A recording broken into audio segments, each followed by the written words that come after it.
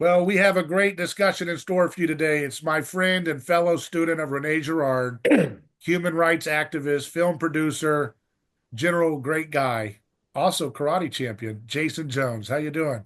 I'm good, brother. How you doing? Good.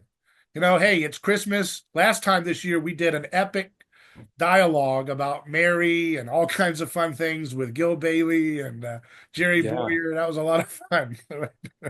Yeah, I'd love to do that again, Yeah, we got to do that. It's always a little treat we like to do. But especially seeing that this may be the last Christmas with Christians in Bethlehem. wow. Oh man, I was just thinking about that. I thought, should I write an article, and maybe somebody's already done this, saying it's still Christmas in Bethlehem? Is that something we should I do? have an article coming out in the next day or two on the last Christmas. We've launched the last Christmas in Bethlehem campaign, and I would say I didn't this. even know that when I thought of that title, bro. We are so Yeah, no, it's unbelievable. well, it's. I'm That's it. glad we are on the same wavelength because It's striking to me that not every Christian in the world Yeah. is flabbergasted, stunned that it's just this will be the last Christmas, Seriously? Like, short of a miracle, wow. Tell with me what. Christians in northern Gaza. There will never be Oh, Christians in northern Gaza again, I suspect. mm, Israel's ethnic cleansing will be complete. yeah. And if they don't ethnic cleanse northern Gaza, I will say I will flog myself in the town square. But if they do, I would like to see every Christian Zionist in the town square flogging themselves. But not only will this be the last Christmas in northern Gaza, where the oldest Christian community in the world lives, it may be the last Christmas in Damascus, where the word Christian was birthed. It may be the last Christmas in Bethlehem. Christians in all the first century churches from India to Ethiopia through Egypt and Gaza and the West Bank and Israel, Syria and Iraq are facing an existential crisis, and we're not talking about it. Mhm. And it's unbelievable to me. Well, let's talk about it. So, Damascus is the place where Christian was first used. Can you explain that for folks? Yeah, I think that's where the word I forget who it was, which one of the church fathers, but before that they were just called the followers or the way. But yeah, the word Christian was first used, and my chat GPT can tell me when, but it was in Damascus. Wow. I'll find it for you right now.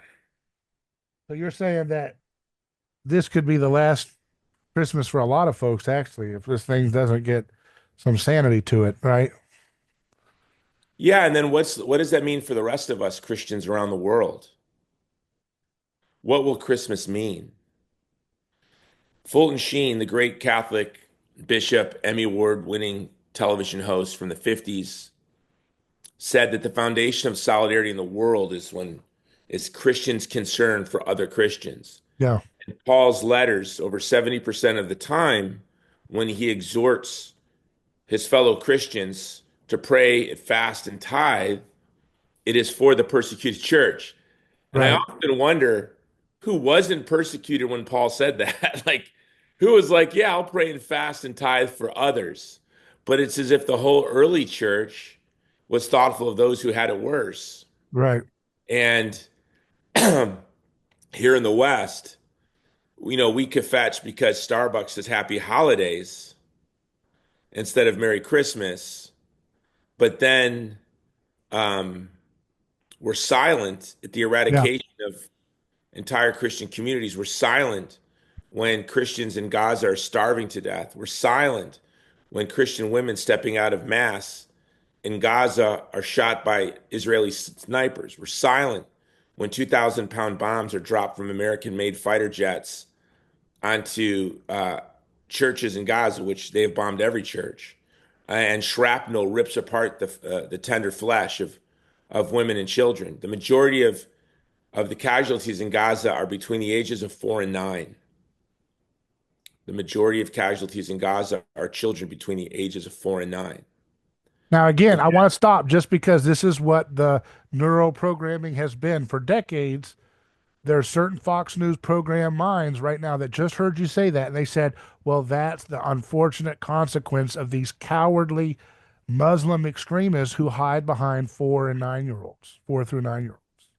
Yeah, 40,000 Hamas fighters are sneaky. Boy, they're sneaky because they've hid behind every child in Gaza. They've flattened every building in Gaza. They've flattened every church and school. So these 40,000 fighters, man, they are bilocating. They're everywhere all the time. Look, when two women were shot by Israeli snipers, nothing was done, nothing was said, but oops. I will say the Israeli press and the IDF are much more honest than the U.S. press and our politicians. Yeah. In Israel, it's not a secret that they bombed on it was October 7th. They killed most of their own. Most of the casualties now we know were probably from the IDF inflicting casualties on Israelis. It's not a secret in Israel. It's not a secret in Israel, the epic civilian death toll.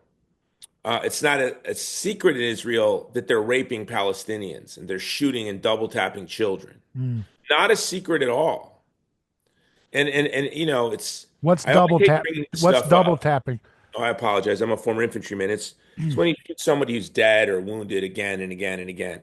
And so they What's found wrong with children. those people? Why would they? What kind of a creature would shoot a child over and over again once it's dead? Once the Well, victim? Rene Girard would say, you and I would do that Yeah, under the right circumstances. I guess. So I what guess what if we started to believe our neighbor was a monster, yeah, I guess that's the concept, right? Yeah. yeah, and that is really the sorrowful thing. And I hate bringing this up because everywhere else in the media is concerned for Israelis. I too have concern for Israelis. It's just I don't feel the need to talk about it.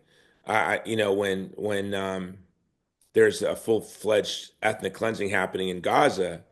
But as a former soldier, the father of a soldier, the brother of a soldier, and the son of a soldier, and I have a lot of family members and friends who suffered from the trauma of war, the trauma of mass human slaughter. Um, these IDF soldiers are taking their own lives at a horrible rate. Yeah. And so they know what's happening. They know what they're doing. They're going home haunted. And when the war enthusiasm dies down, when the mimetic contagion evaporates and society moves along to the next enthusiasm, these poor young Israelis, for the rest of their life, when they're back in their apartment in Tel Aviv, on those quiet evenings, every cell in their body is going to hurt. Mm. Their soul is going to ache in a way that, unless, the most, by God's grace, most of us will never understand. But we're also culpable. We're all culpable because we're allowing this to happen. Does Trump have the guts to stop it? I really believe he does. Does he have the means to stop it? I think he does. Yeah, I'm really looking forward to this. Look, either way, here's what's going to happen. MAGA is going to break in half. If Trump does not stop this, Trump will be mired in quicksand. The conservative movement, because he built his foundation on the anti-war impulse, Right. his humane impulse. And he was against the Iraq war before most people. Now everyone claims to have been against the Iraq war. In 2013, Trump said, "Why are we funding the people in Syria that were flying planes into our buildings, that want to fly planes into our buildings?" Which is really what happened. Like, I want to put this in perspective for you, David. On September 11th, 2001, Islamist extremists from Saudi Arabia flew planes into the World Trade Center towers. Okay. This is the story that we've been told. Okay. And that was used as a justification to go into Afghanistan to hunt for Al Qaeda. Although the Taliban had offered us Al Qaeda on a silver platter, we said, nah, we'll come get them because, we're that tough. And $2 trillion and lots of blood and thousands of American lives and uncountable Afghan lives. Later, the Taliban is in control. Al Qaeda operates across Afghanistan. They operate freely across most of Afghanistan. Iraq collapsed. Then we had to go into Iraq, uh, chemical weapons, yada, yada, yada, something, Osama bin Laden, horrible man. And then we were in war in Iraq. Um, and then what happened? The Sunni Shia balance, the secular equilibrium was shattered that we had with Saddam. And vicious ethnic cleansing of Christians began. Most of the ethnic cleansing took place under George W. Bush, which a lot of us Republicans, and I worked for George W. Bush, are embarrassed to acknowledge. But then, of course, with the rise of ISIS and the brutality that followed during the Obama administration, he called them the JV team, and in fact, they were the JV team. But the JV team was, permitted to commit a mass slaughter and mass rape until President Trump came into office and made mincemeat out of them in short order, and which was such a blessing to the Yazidis, Christians, and Kurds in Iraq, and to the Sunni. Um, so now we're told that we should celebrate the shattering of the Shia crescent, but we have to remember it was the Shia that were a block to Sunni extremist Al Qaeda. It's, to use a Catholic expression or Christian theological expression, it's as if our foreign policy is obsessed with removing the catechon, the restrainer. It's obsessed with removing um, obstacles to extreme violence. It seems to be the line of gesture. Let's destroy anything, any institution, any government, any cultural custom or moray that will um, restrain violence. And so now in Syria, we see again Sunni extremists, Al Qaeda and ISIS, running amok across Syria.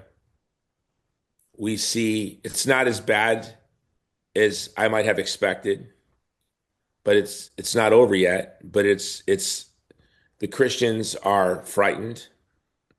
Sunnis, my phone is being flooded with the images of Sunni and Alawites being beheaded. Um, yeah, it's Sunni? Or you mean I'm sorry, Shia? Shia. Yeah. Shia. I'm sorry, Shia. Christians being molested. Now, the good news is it seems like all the parties on the ground are really at least attempting to show restraint, which I commend them for, and I'm hopeful for. Um, and like I said, maybe this time will be different than Iraq. Maybe this time will be different than Afghanistan. Maybe this time will be different than Libya. Maybe this time will be different than Yemen. We'll see. Now, We will see. Trump in his press conference in the Mar-a-Lago earlier this week said, "Oh, that was Erdogan that did that. Turkey did that." He didn't talk anything about Israel having an involvement with that, but Israel's certainly gobbling up some land right now in Syria. Yeah, I mean, they bombed Syria 800 times this week. RT tweeted a meme. Well, why would It's, Trump say only Turkey did that? I mean, he didn't say anything about it. I I don't mean, know. what is it? If you want to know who's your rules you, who are you not allowed to criticize? Yeah. And here's the So grand that goes tragedy. back to my question. Does Trump have the means and the courage to do what's right there in the whole region? Well, did you see Elon Musk's tweet on Tucker Carlson's Jeffrey Sachs interview? Yeah. What did he say again? He commended it, right? He commended it and he circled it on the Greater Israel Project. And yeah, he said, interesting interview. Yeah. What I'm counting on is the pride of Elon Musk. I'm counting on the ego of Donald Trump to say we will not be subordinated. Now, listen, if Trump and Elon Musk take a knee to that little colonial settler state, that ethno-nationalist colonial settler state of Europeans, wreaking havoc, plop down in the middle of the Middle East. They have to put sunscreen on every day, which tells me they don't look indigenous to the region. I'll just say that. I'm not talking about the Jews from the region, and Right. that's half of them Yeah. that are there. And, but I have a lot of friends who are Jews or from the region, and they're not, they refer to like Netanyahu as, I'm not going to say what they refer to him as actually, but it's a slur or someone from Poland. But yeah, I think it's that will be startling. Look, if a man who is near on his way to being a trillionaire and the president of the United States with an ego as big as Donald Trump's takes a knee to the colonial settler state, that's horrifying. Especially because they have just committed in front of the world brutal atrocity after brutal atrocity after brutal atrocity. All he Then ever we should refers just to hang it is we up. got he all I mean, and it's good to get the hostages back, but the only time he mentions it, he says we got to get those hostages back. And I said if they don't do it, there's going to be hell to pay. And I'm thinking, what world are you in, buddy? I don't know what your game you're playing here, but we're not going to. You're right. We're not going to. Let me tell you this. I don't answer to Donald Trump. I answer to Jesus Christ. I don't give a damn what that guy says. We're going to say what's right. We're going to say what's true because that's what men do in a free society. And that Look, guy can take it or leave it. I'm not playing a game. I'm not going to sit there be quiet so Big Shot can go around put his little stupid border wall up at the expense of murdering freaking innocent people all over that region, man. We're going to call his shit out if he keeps that shit up. So that's what we're going to cool. do. We're going to whoop his ass in the media. I'm not. Well, We're not playing Rush Limbaugh games where we're going to shut our mouths while W does his bullshit. will our people Okay, die? I mean, just Will our people die? There are people. We're killing our co-religionists. The Middle I East don't is care it. if they kill a Yazidi or what, man. I That's a agree with freaking human no. being. You don't I fucking agree. murder people. Who Sorry, I'm getting it. Just I love it. No, and I agree with you. ugh. Obviously, I work and I serve the Yazidi and I serve Muslims and I just was Trump's at Trump's not the only one who's had some wrestling experience. By the way, we'll whoop his ass. We'll whoop Hua. his ass Well, rhetorically. here's what I I want to will say whoop though, his David. ass I rhetorically don't think we're every going to need to day whoop his ass. Listen, if he wants to I build don't think American greatness off of the deaths of these people all over the Middle East, we will whoop his ass rhetorically every day he's in that office. And we'll we whoop can't be JD's ass great. too. I don't care, Well, man. no, Dave, let me say I this. I got to want to answer say, before Christ, man.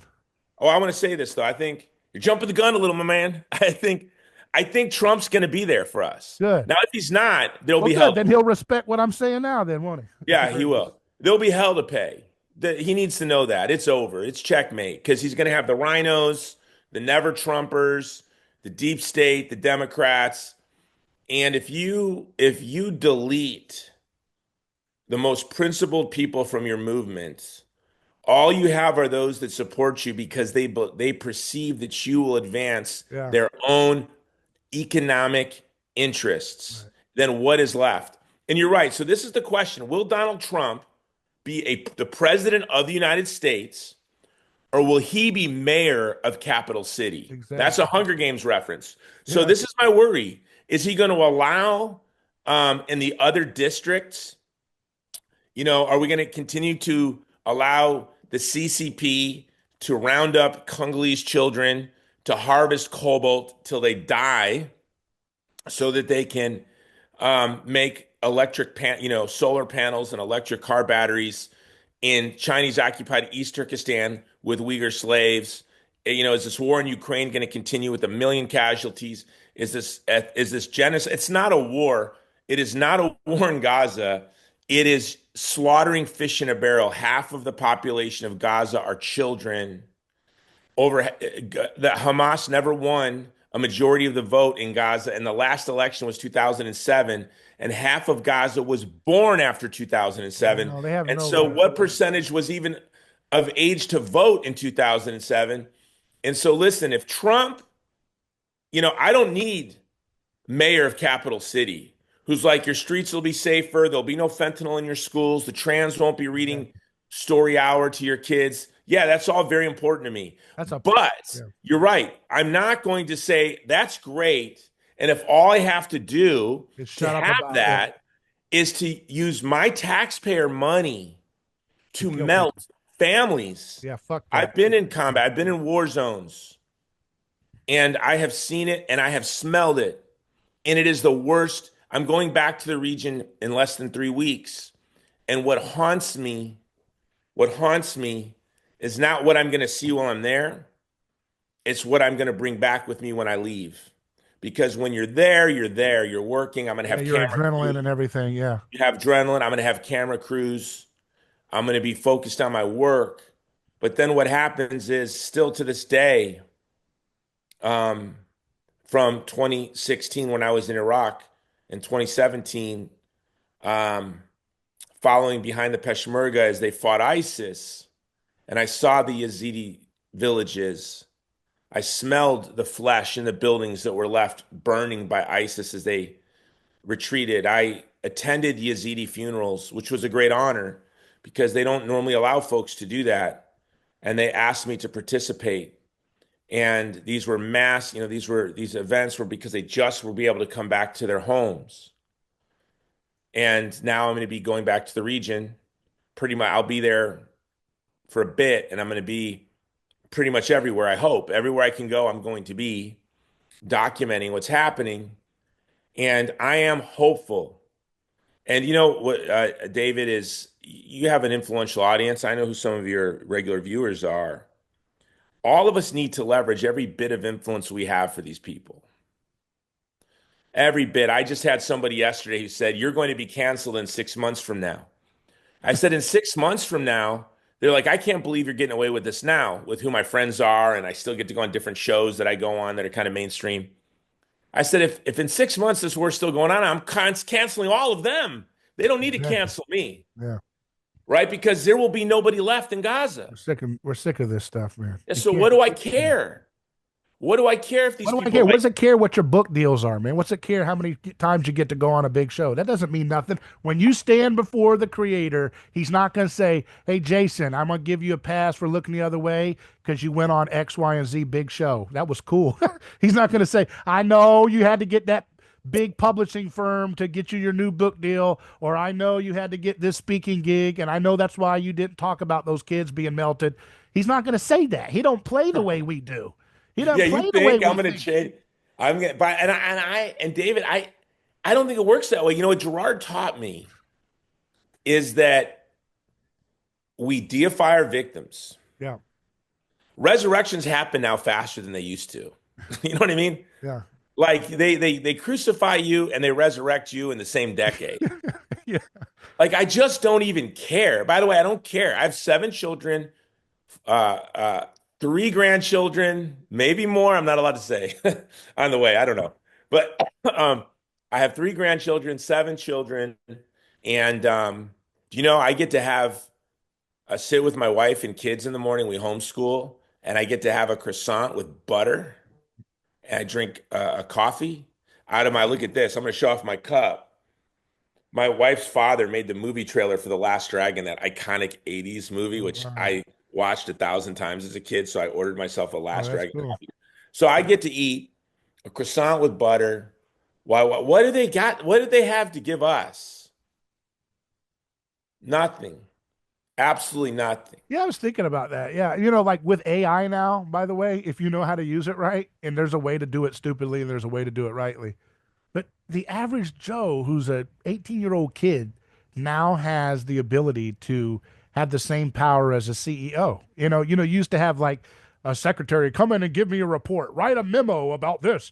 Your AI can do this stuff like this. Write a memo to Jason Jones about why he's got to get his stuff together about the Middle East. I can do that right now and make a really nice presentation for you with all the data. Like every In 1 minute. 16-year-old kid can be a CEO.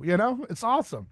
The power Look, differential is diminishing because of the exponential technology growth. well, you just reminded me. I was going to look up on ChatGPT when the word Christian was first used. What did it say? Oh, I was wrong. It was first used in Antioch Okay. in 44 AD. Oh well, I was wrong. But I did this with ChatGPT the other day. I had to do a show. I said, ChatGPT, list every attack on Palestinians from Zionists and settlers in the state of Israel since 1920 until today, and the number of casualties. And then I said, list every attack from Palestinian nationalists and Islamist extremists on Israelis and Hmm. Jewish settlers from 1920 until today. It took 1 second to compile that report for me. Yeah. And Yeah. so, by the way, if you want to know, that's something all of you can do. If you want to know how complicated this is, we all want to make things simple. We all want to decide when we start to tell the story. And I'll I've been tell on it some when shows. enough people tell it, then I'll tell it. That's cowardly, Yeah, right, mimetic. exactly right. That's what it's all Then about. I don't want to even tell it. Yeah. I don't want to tell it. Like if CBS, if Fox and CNN are telling it, I don't need to say it. I mean, it's covered. Bases are covered. Um, yeah, no,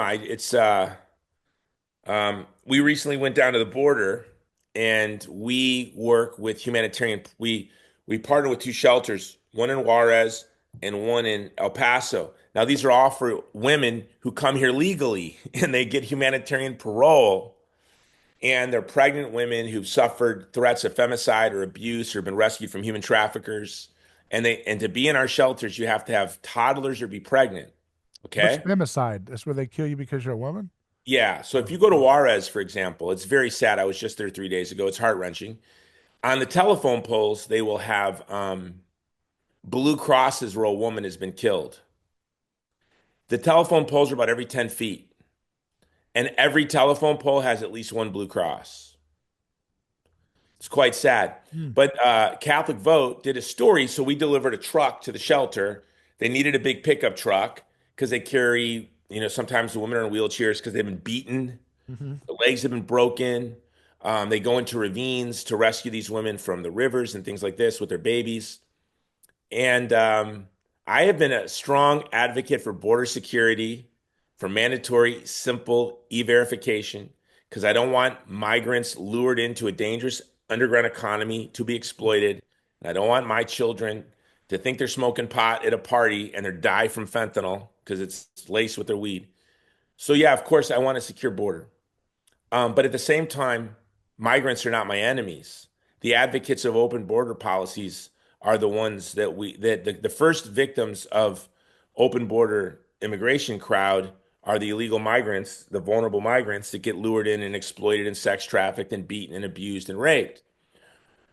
But could you believe there were people that are like supposed that they're supposed to be my co-religionists, Catholics? They share my vote. If you go look at the Catholic, they share my faith. If you look in the Catholic vote thing, people are like, don't call them vulnerable migrants. They're illegal immigrants. Well, they just assumed that because they sure as heck aren't. There's humanitarian parole. They stay in Juarez and wait for their paperwork to go to the shelter in El Paso. And guess what? We're conservative. We don't take one penny of government money. So here's a nonprofit charity following the law, protecting the most vulnerable people in the world. And this is what one Catholic wrote on the thread in the comment box. Wrote that they're not vulnerable migrants, they're illegal immigrants. And I thought, wow, that reminds me of when those who are pro-abortion call a child in the womb a fetus. And if you ask them what makes a fetus a baby, they'll say, if you want them. So I'm writing an article now on I like how that.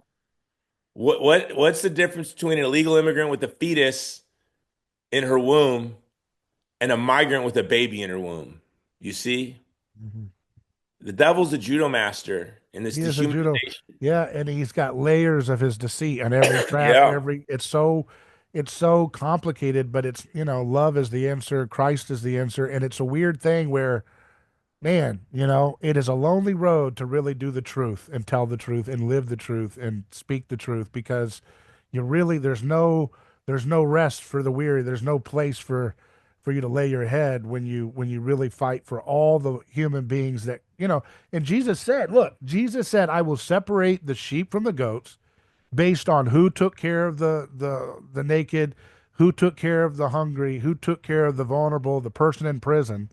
And yet the right, in its victory, is ostensibly motivated by locking people up in prison for decades, casting people out who have, some people have serious needs to be away from violent rapists and murderers that our government is in league with. Let's be honest. See, this is the problem. Our government's in league with it, and a lot of the banking, networks are involved with the cartels, so they're creating this very, very powerful sick NAFTA system. obliterated the Mexican family farm. Yeah.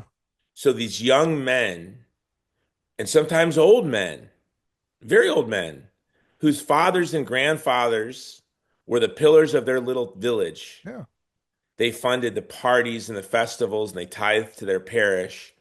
have been reduced now 3 decades after NAFTA to having to come to the United States to work in an underground economy for corporate what radicalized me on migration was 2004, I worked for the Republican National Committee and I worked in Wisconsin. There were a lot of farmers in Wisconsin, so they sent me to Northwest Wisconsin. They're dairy farms. By the way, dairy farms are rough business, right? Very rough business. It's a tough job. I was shocked to see, they had a little country club in this little farm community with this really beautiful golf course that was green. You never saw grass so beautiful and green. And I had said at this dinner party, how come I see all these Mexican guys on bicycles tooling around on the road? They said, oh, those are illegal immigrants. They work at the dairy farms. And they're afraid to drive. So they ride their bikes. And I said, well, why are the farmers afraid that hire them? No, why would they be afraid? I mean, I think if hiring hundreds of illegal migrants seems to me like a bigger crime than being a migrant working at a farm being exploited. And then I started paying attention. You had on the left radically permissive, insane policies that they would advocate, that you would have to hate this country and be totally thoughtless to the real experience of migrants to support. And then on the right, at that time, you had guys like Tom Tancredo that were saying really awful things, nativist things. So on the one hand, you'd have people say, MS-13 should be granted humanitarian parole. And it doesn't matter if you're a felon, they should be allowed here. I don't care who they raped, who they killed. And then on the other hand, you had people spouting out the most racist nativist rhetoric. You know who thread the needle the right way as a great role model publicly, nationally during 2008 and 2012? Ron Paul. Ron Paul had tough border security measures. He said, we don't need to build a wall. Walls keep people in. They don't keep people out, like Berlin. He said, we don't need to scapegoat the immigrant. He kept saying, let's not scapegoat the immigrant for our economic woes. We have our own problems because of our addiction to spending and all that stuff. And then he also had tough stuff like, if you're going to bring our National Guard back from the Middle East and put them along our border, he said, end birthright citizenship. So he had tough measures, but he had intelligent measures. He wasn't building some Orwellian, security apparatus like some on the right are looking to do with this border crisis. Well, can I address that with you? You said something that's really important. We should get rid of birthright citizenship and we should get rid of chain migration. Now, these seem really hard things to say, but as somebody who rescues on every day, like today, I'm constantly working to rescue people who are escaping murder.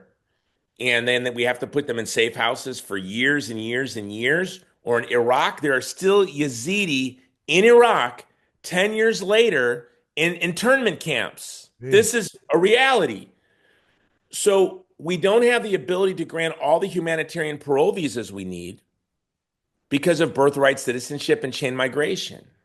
Yeah. And then this is something Republicans need to listen. Who votes Republican of migrants? I hate to tell you, it's not about that.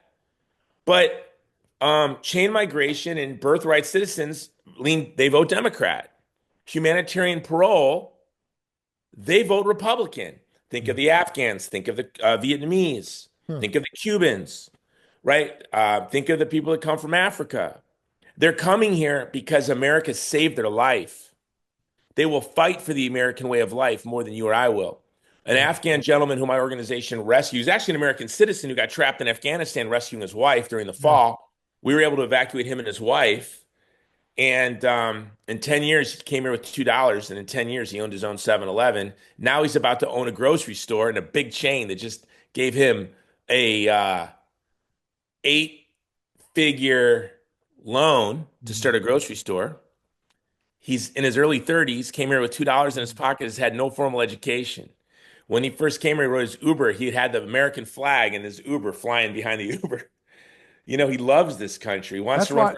That's why Ron Paul, I'm going to keep touting him because he's the man of the hour, and I'm going to keep touting him because he's been a lone voice. He said another thing that's important is we don't want to have collectivist ideas or group rights Because see, there's some on the new right that say, oh, they're really tough, and they like to roll back a lot of the value of the founding fathers and talk about how we need a little king, a little Caesar like FDR, a little dictator, a little Napoleon Hill. I mean, not Napoleon Hill, Napoleon.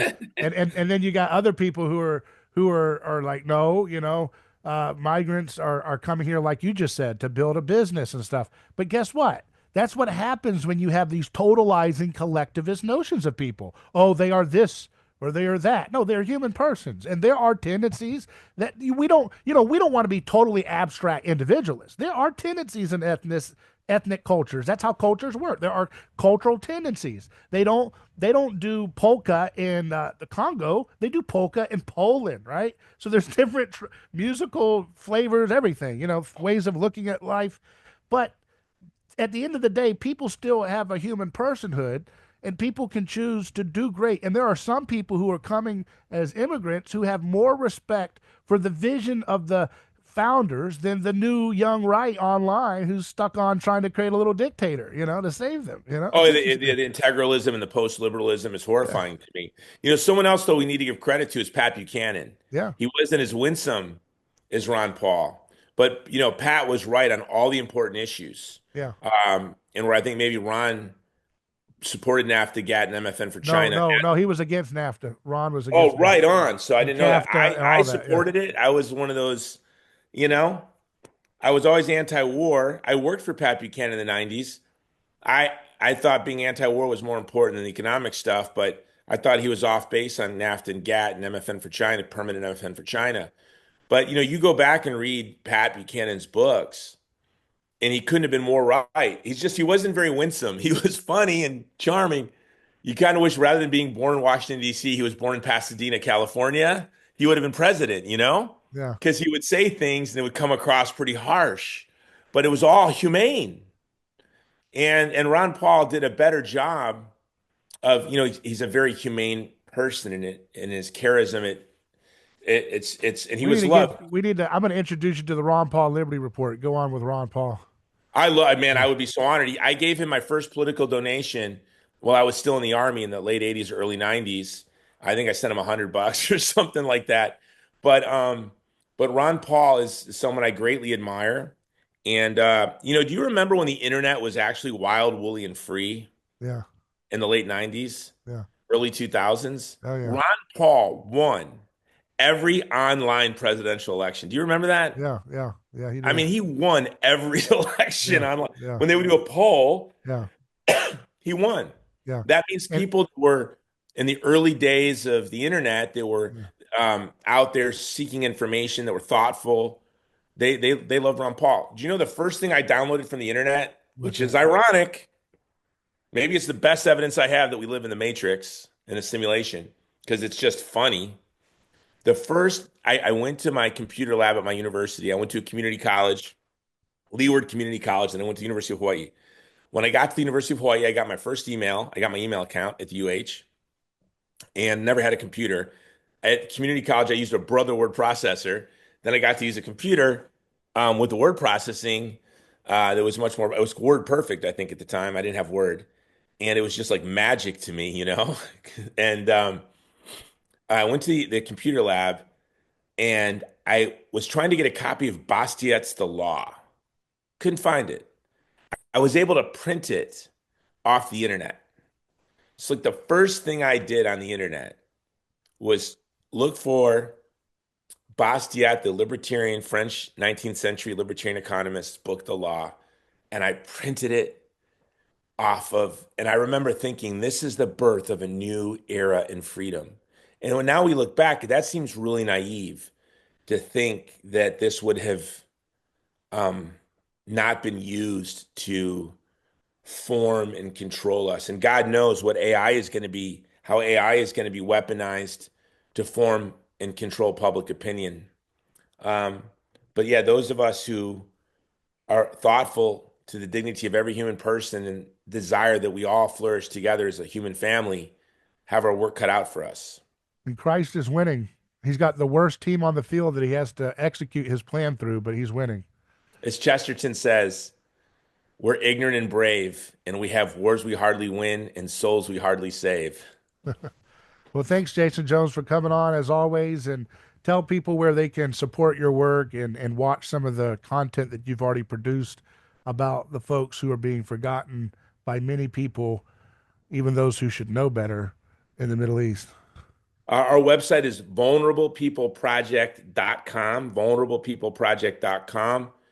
And we have GazaChristians.com where there's a petition that you can sign that we're going to present to President Trump when he takes office, Yeah, calling him to demand an immediate ceasefire. But that's yeah, vulnerablepeopleproject.com. It's a big week for us this week. We're able to fund 23 tons of rice. The trucks, we funded the trucks that brought in 23 tons of rice into northern Gaza this week. We yeah. evacuated 13 Afghan girls to the United to that were wounded in an ISIS attack while taking standardized tests to go to university. Now they will be going to university in Canada. We were able to evacuate them to Canada this week, and I'm preparing to go to the Middle East, to the region, to oversee our aid in Lebanon, Syria, and Gaza. And the breadth of our work and what we do, you have to see it to believe it. And at vulnerablepeopleproject.com, we document what we do because a lot of times people find it hard to believe they're able to get into these places. But how we do that is working with the Christian community, not just the Christian community. We work closely with, we have Muslim partners, Jewish partners, Yazidi partners in the Middle East. We work with the people who live there to serve the people who live there. I'm going to say something. Have you ever seen the movie Come and See? It Mm-mm. was a Soviet film about the horrors of the war from a boy's perspective. You should watch that. But sometimes your face looks like that boy that I saw in the star of that movie, Come and See. It's the most horrifying, gripping anti-war movie you can ever watch, and it's a classic from that era. But you have an interesting face because your face looks like you've seen and you have the horrors of war, but you also have a jolliness to you because of the Holy Spirit and your family. So you have a paradoxical face. You have a happy face, but also you can see the pains of war and the toll it takes on a soul to look at that kind of carnage, whether it's in Mexico or the Middle East. Man, I commend you for what you're doing. You're doing the Lord's work, and that's a heavy toll, man. That's a heavy toll. Yeah, That I want to thank you. Can I thank you? I don't know how much time we have, but I want to yeah, thank you for that. Yesterday, this young woman who works in Juarez, her best friend and her cousin were murdered working with her. They were a block from her when they were murdered. And I shared with her that two things that her eyes, she said that she's never depressed or sad. And I said, don't lie to me. I see your eyes. And I also said to her, I think very few people see me. They don't get me. They don't look at me and I can tell they don't see me. So I told her, maybe you're the first person that sees me. And maybe what you just said is what I saw in her. She's very jolly, very happy, but then in her eyes, there's a sorrow. But I'm grateful, and I told her this, to be grateful for the sorrow because that is gives us empathy. yeah, And and that sorrow is solidarity with the vulnerable. yeah. That's what it is. It's this idea that I cannot stand, and it's probably not, I mean, it's probably, if you're a psychiatrist, you can diagnose this. The idea that people are suffering and I'm not, and I have the most joyful, beautiful life anyone could ever ask for, but it addles me. And so that's why I founded my organization over 20 years ago to serve these people because I want them to. My daughter's going to be a nutcracker and she is an amazing ballerina. And just to watch her dance yesterday, and then I took my boys to the gym to do Muay Thai kickboxing, and you got to beat up my kids. My son's 6'5", so don't call CPS. It was a fair fight. And then to get to watch my daughter dance ballet, and then to come home and to a warm, beautiful home filled with food and art and joy. The idea that children as precious as my children are buried under rubble or wandering around Gaza because their entire family's dead, shell shocked and confused and staring up at the sky and saying, WTF? Um, I guess we should be happy most people don't think this way. But again, Rene Girard was also a blessing to me because he helped me kind of order these thoughts, these feelings, and these emotions and try to direct them in a wholesome, useful way. Well, great will be their reward in heaven, which, when it comes to earth, you'll have an eternity to figure out the wisdom that they learn through their suffering because they'll be glorified in their resurrected body. And so this blip that we have on this earth is just going to be like dust in the wind compared to eternity here in the new heavens and new earth. And so that's what I rejoice in. I stay focused on that eternity mindset that, remember what Jesus said. He said that let the dead bury the dead. They're alive. They're alive. Yeah, it's sad, isn't it? It's It's awesome. a They're mystery. It's alive. a That's the good mystery. news. They're alive. They're alive Yeah, in Christ. They're resurrected already outside yeah. of our time and space. So those who are suffering are martyrs. The ones in Gaza are alive in Christ who've died. They're alive in Christ. They're already there. They're alive. And so that's what it means when you look at the saints surrounding the throne of God. So I take heart in that so I can stay positive, or else I'll just spiral into darkness, you know? No, Because I'll you're think right. about that too. Because I think about that a lot. I'm going to tell you something. And I'm sharing this with Marius. I think about sometimes, like you said, like there's the guilt of why do I have this and others don't. But there's also something about like, God, I pray for this good thing to happen to me and I believe you and I trust you. But then I think, well, what did you do that to the Gaza guy? Or what did you do that to the person in Mexico? Why'd you they prayed really hard. Lord, let me out of this captor's hands. Lord, let me out of this torturer's hands. And you didn't do that for them. So why should I trust you when I want this healing for a little small affliction of health or something? Like how do I trust you when they prayed, millions of them, and you didn't know? And I don't know the answer to that, but I have hope that I'll figure that out in eternity, and that I have hope that they're already alive in Christ. So they have a reward greater than mine. To die Praise is God. to die is gain, right? Like Paul said. I mean, so to live is Christ and to die is gain, right? So Amen, brother. Well, all right, thanks for having me on. Thanks for your take show. care. And I hope we do the Christmas special again this year. That's been my favorite show I've ever done is I think we've done it twice now. Yeah, And we'll put it that's together. All right, all take right, care. brother.